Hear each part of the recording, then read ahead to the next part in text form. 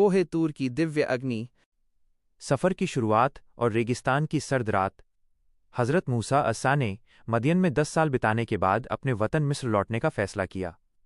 उनके साथ उनकी पत्नी हज़रत सफ़ूरा, उनके बच्चे, कुछ मवेशी और ज़रूरत का सामान था।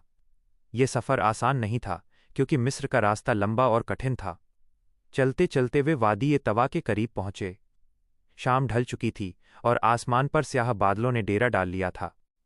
हज़रत मूसा अस्सा ने तय किया कि रात यहीं बिताई जाए।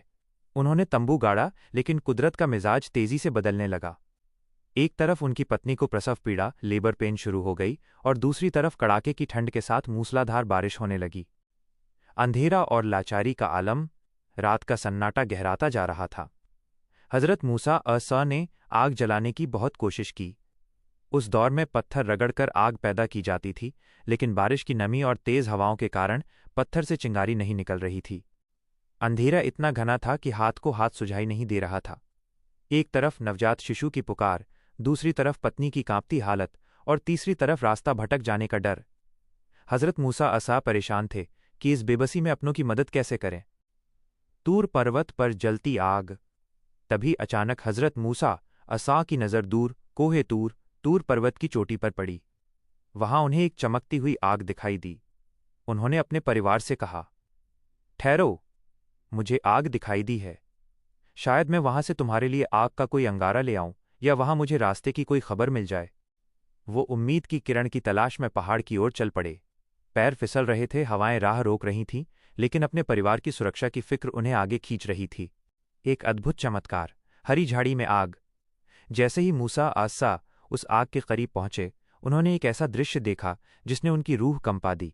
उन्होंने देखा कि एक हरे भरे दरख्त पेड़ से आग की लपटें निकल रही हैं, लेकिन ताज्जुब की बात यह थी कि आग की वजह से पेड़ जल नहीं रहा था, बल्कि उसकी हरियाली और चमक बढ़ती जा रही थी।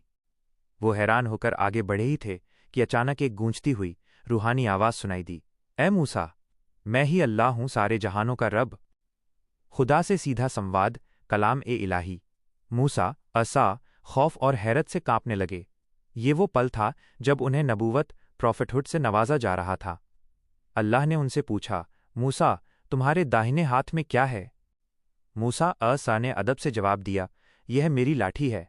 मैं इस पर टेक लगाता हूँ, अपनी बकरियों के लिए पत्ते झाड़ता हूँ, और इसके और भी कई फायदे हैं।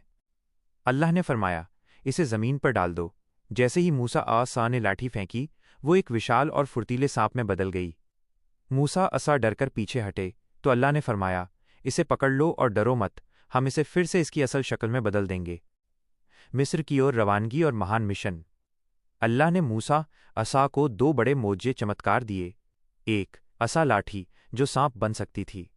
2 यदे बैजा, जब मूसा अस्सा अपना हाथ बगल में डालकर निकालते तो वो सूरज की तरह चमकने लगता था। अल्लाह ने उन्हें हुक्म दिया कि अब वे मिस्र जाएं और जालिम फिरौन को सीधे रास्ते पर आने की दावत दें। मूसा अस्सा ने दुआ की कि उनके भाई हारून अस्सा को भी उनका मददगार बनाया जाए, क्योंकि उनकी जुबान में फसाहत स्पष्टता ज्यादा थी। अल्लाह ने उनकी दुआ कबूल की। कहानी का सार। वो रात जो अंधेरे, ठंड और डर से शुरू हुई थी, वो मूसा अस्सा के लिए नूर, रोशनी और खुदा की नज़दीकी का जरिया बन गई। वे वहां से आग का अंगारा लेने गए थे, लेकिन अल्लाह ने उन्हें पूरी इंसानियत के लिए हिदायत का चिराग बना दिया। वहां से लौटकर उन्होंने अपने परिवार को संभाला, और फिर अल्लाह के हुक्म से फिरौन के जुल्म से अपनी कौम को आज़ाद कराने के महान मिशन पर निकल पड़े। क्या आप चाहेंगे कि मैं इस कहानी के अगले हिस्से यानी